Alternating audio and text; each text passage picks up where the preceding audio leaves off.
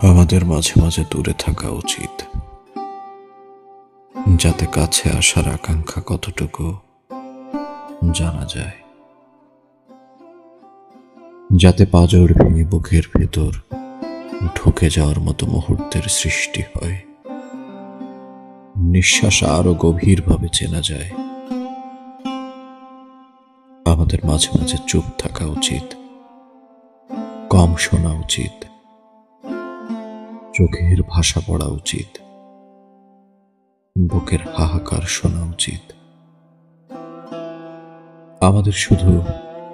আমাদের শুধু ছেড়ে যাওয়া উচিত নয়, হারিয়ে যাওয়া উচিত নয়, ঘৃণা করা উচিত নয়, ভালো না বেশে থাকতে পারা উচিত নয়, ছেড়ে গিয়ে ভালো থাকা উচিত নয়।